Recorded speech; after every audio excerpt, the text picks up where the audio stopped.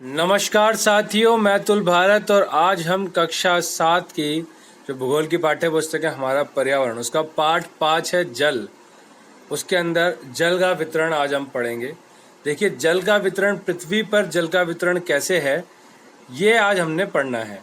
और आज हम इस पाठ के माध्यम से, देखिए कक्षा 7 की भूगोल बहुत महत्वपूर्ण है। जल, वायु और विभिन्न विभिन्न प्रकार की जो वनस्पति प्रजातियाँ, हमारे देश के अंदर की पूरी स्थिति और विश्व की स्थिति को भी, उसके अंदर घास के मैदान और रेगिस्तान में जीवन, ऐसी चीज़ें इस बुक के अंदर है। अगर आप 7th क्लास की ही ज्योग्राफी की बुक को अगर अच्छे से पढ़ लेते हैं तो मैं मानता हूँ कि आप ज्योग्राफी में इतने अच्छे हो जाएंगे कि आप 9वीं 10वीं तक के बच्चे को भी आप अच्छे से टक्कर दे सकते हैं, क्योंकि इसके अंदर जो छोटी छोटी बातें बताई गई हैं वो इतनी महत्वपूर्ण है जो कहीं और आपको नहीं मिलेगी। देखिए, यहाँ पे हम क्या करेंगे, एक तालिका के माध्यम से जल वितरण का प्रतिशत दिया गया उसको हम जानेंगे। ठीक है, मैं आपको बता देता हूँ कि हमारे जो पृथ्वी पर, जो पृथ्वी की जो सतह है, जैसे आपने देखा है कि पृथ्वी हमेशा, अगर ऊपर से देखते हैं तो पृथ्वी जो है वह ब्लू दिखती है। ठीक है, अंतरिक्ष देखने पे क्यों? क्योंकि जो पृथ्वी के, अगर यहाँ पे देखा जाए तो यहाँ पे एशिया है, ठीक है, और यहाँ पे ऑस्ट्रेलिया है, यहाँ पे अफ्रीका है, यहाँ पे उत्तर अमेरिका, दक्षिण अमेरिका, यूरोप, आर्कटिक के कुछ प्रदेश थोड़ा बहुत, और यहाँ पे अंटार्कटिका। तो कुल मिला के जब आप देखेंगे पृथ्वी को, तो पृथ्वी के ज़्यादातर हिस्से पे क्या मिलेगा आपको? ज़्यादातर हिस्से पे मिलेगा आपको पृथ्वी के पानी। और पृथ्वी के पानी, पृथ्वी पर पानी होने के कारण, ठीक है, ये जितना भी क्षेत्र है आप देखेंगे यहाँ पे ये जो पानी है वह कितना है? कुल मिला के 71% है।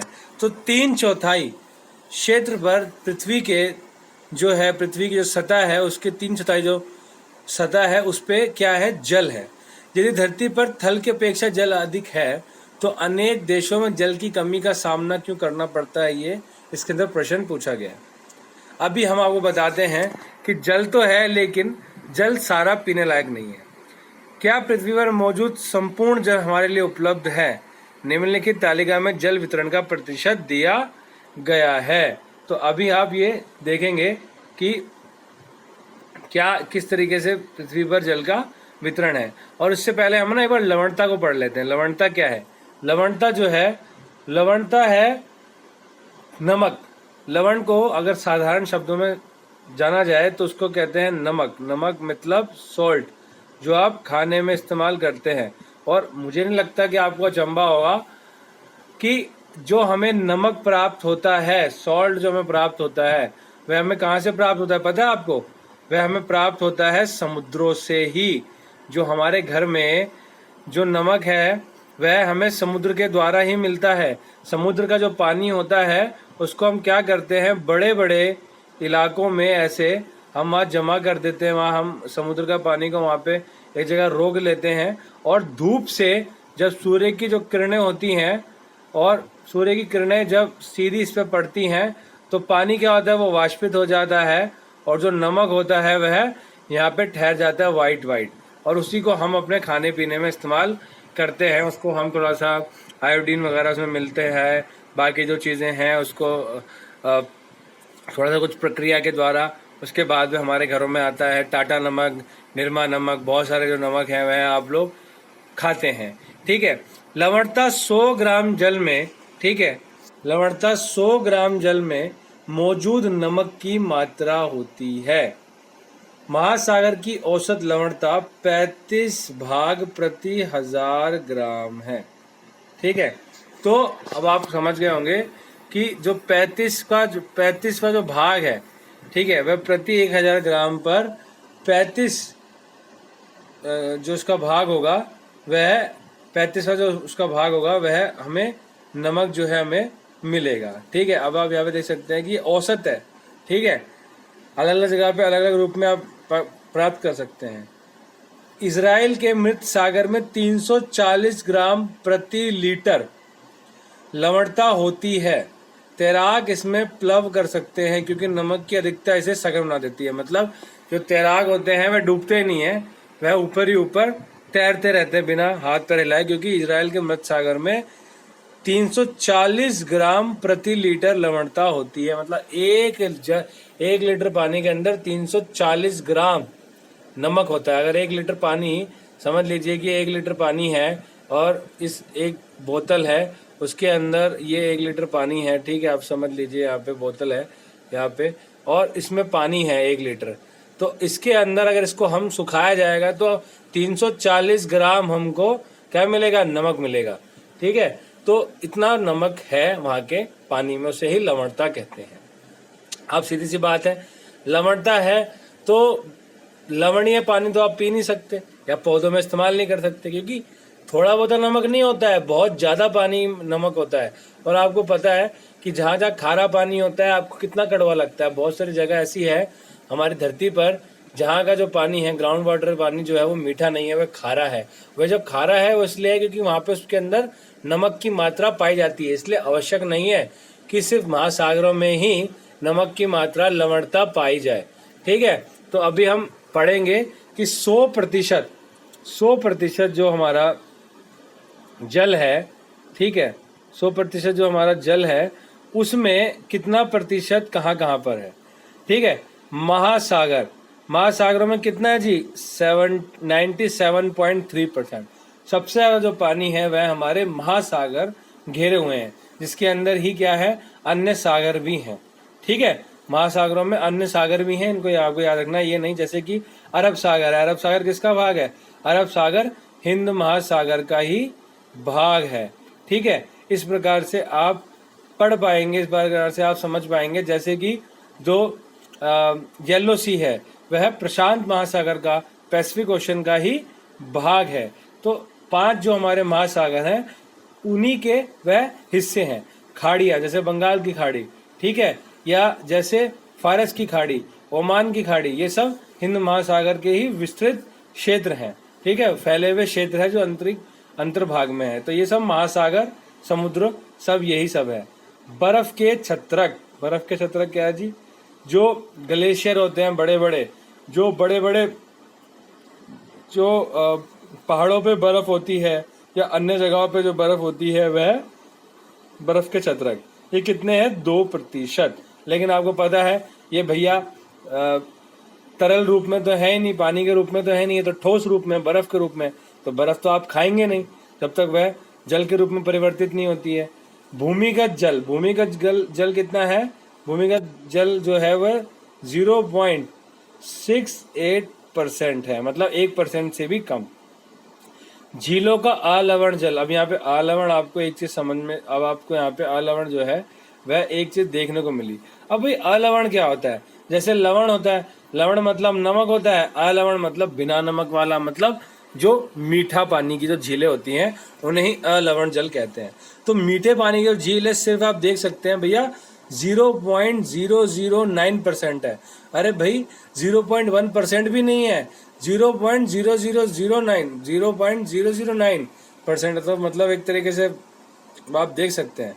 अब दूसरी है स्थलीय समुद्र एवं नमकीन झीलें। मतलब स्थलीय समुद्र क्या है भैया, स्थलीय समुद्र वह है जो पृथ्वी के किसी महाद्वीप के अंदर है, जैसे कि कैस्पियन सागर है, वो इतना बड़ा है कि उसको क्या कहते हैं, कैस्पियन सागर, उसको सागर कह देते हैं। वो इतनी बड़ी झील है, इतना बड़ा है वो, इतना बड़ा है भैया, मतलब उसका तो क्षेत्रफल अगर आप देखा जाए कि भारत के तो जो सबसे छोटा राज्य है उससे बहुत सारे वैसे राज्य उसके अंदर आ जाएंगे। कैस्पियन सागर इतना बड़ा है और 5 देशों की सीमा, ठीक है, तुर्कमेनिस्तान, अजरबैजान, रशिया, ईरान और कजाकिस्तान, 5 देश जो है वह उससे क्या है, लगते हैं। स्थलीय समुद्र एवं नमकीन झीलें, ठीक है, ये कितनी है, ये 0.009। जितना झीलें जो मीठी हैं, जितना पानी का प्रतिशत मीठी झीलें लेती हैं उतना ही नमकीन झीलें भी लेती हैं। वायुमंडल में, तो आप बोलेंगे वायुमंडल में पानी, आपको पता है कि जो धरती पे जो पानी होता है वह वाष्पीकृत होके, जैसे समुद्र का जो ये पानी है यह क्या है, ये वाष्पीकृत होके कहाँ चले जाता है, वाष्पीकृत होके आसमान में चले जाता है। तो जो ये आसमान में वाष्पित जल होता है वह ही वायुमंडलीय जल होता है, जिसको जो कितना है हमारे पास 0.0019% है। और नदियों का जल। अब देखो भैया, नदियों का जल तो सबसे कम है, ठीक है। अब आप इसमें ये देखिए, नदियों का जल है 0.0001%। इन टोटल इस अगर हम इन सबको मिलाएंगे तब जाके 100% होता है। और आप इसमें देखिए कि जो पीने का जो जल है भैया, इसमें अगर हम ये निकाल दें, देखो महासागर का जल अगर हम निकाल दें, क्रॉस कर दें, ठीक है, और ये वाला निकाल दें नमकीन जल, ठीक है, क्योंकि वायुमंडल में जो जल होता है वो नमकीन नहीं होता है, वह सिर्फ प्योर जल की मात्रा होती है। तो सिर्फ अगर देखा जाए ये और झीलों का अलवणीय जल मतलब मीठा जल, बर्फ के छत्रक और भूमिगत जल, 1 2 3, इन 5 रूपों में ही हमको क्या मिलता है? हमको मिलता है इन 5 रूपों में आपको मीठा जल, ठीक है। और अब आप देख सकते हैं कि 3% से भी कम जो है इस धरती पर क्या है? पीने का जल है, जो कि बर्फ के रूप में है, नदियों के रूप में है, वायुमंडल के रूप में है, या झीलों के रूप में है, या अंडर वाटर जो ग्राउंड अंडर वाटर जो हमारा जल होता है, ठीक है, जो ग्राउंड वाटर जल होता है वह है। और इसमें भी आप ये देखेंगे कि सिर्फ और सिर्फ अगर ये देखा जाए, ये 2% तो पूरी भैया बर्फ है जो पर्वतों के ऊपर है, या बड़े बड़े जो ग्लेशियर हैं, या जो अंटार्कटिका में जो बर्फ है वो है। इसके अलावा सिर्फ और सिर्फ 1% से भी कम, 1% से भी कम इस धरती पर पीने लायक जल है, ठीक है। क्योंकि आप ये देखेंगे कि जो 2% है ये बर्फ के रूप में है, इसको आप नहीं पी सकते जब तक ये जल के रूप में परिवर्तित नहीं हो जाता है। तो भी आप यहाँ पे देखिए, सिर्फ पीने योग्य जल जो है हमारे पास वो सिर्फ 1% जल है। बाकी जो जल के रूप में वो है वह बर्फ के रूप में जमा हुआ है। तो जल का इतना महत्वपूर्णता है, और इसलिए हम लोग बोलते हैं कि भाई अगर आपको जल है तो जीवन है, और आपको जल बचाना चाहिए, ठीक है। तो जीवन के लिए जल अत्यधिक आवश्यक है। प्यासे होने पर केवल जल ही हमारी प्यास बुझा सकता है। ऐसे में आपको क्या ऐसा नहीं लगता कि लापरवाही से जल का उपयोग करने पर हम बहुमूल्य संसाधन को बर्बाद करते हैं? बिल्कुल करते हैं। हम अगर जल को समाप्त कर देंगे तो इस धरती पर जीवन समाप्त हो जाएगा। आपको पता है कि सौर मंडल या अभी तक जो ब्रह्मांड में से जो जीवन की उत्पत्ति देखी गई है वो सिर्फ कहाँ देखी गई है? अर्थ पर देखी गई है, ठीक है, हमारी प्यारी पृथ्वी पर देखी गई है। और क्यों देखी गई है? क्योंकि यहाँ पे क्या है? यहाँ पे है जल। यहाँ पे क्या है? यहाँ पे है जल। और एक और चीज़ है, वो आप मुझे कमेंट बॉक्स में लिख के बताएंगे, ठीक है, जिसके कारण इस जो पृथ्वी पर, इस प्यारी पृथ्वी पर क्या है? जीवन है, ठीक है, जीवन है इस पृथ्वी पर। पूरे सौर मंडल के किसी अन्य ग्रह पर नहीं है, क्योंकि यहाँ पे 2 चीज़ पाई जाती है, एक जल और एक, ये आप मुझे कमेंट बॉक्स में लिख के बताएंगे, ठीक है। तो यहीं तक था हमारा आज का जो छोटा सा टॉपिक था। अगर आपको वीडियो अच्छी लगी हो तो ज़रूर देखिएगा, अपने दोस्तों तक पहुँचाइएगा, और सब्सक्राइब ज़रूर कर देगा चैनल को।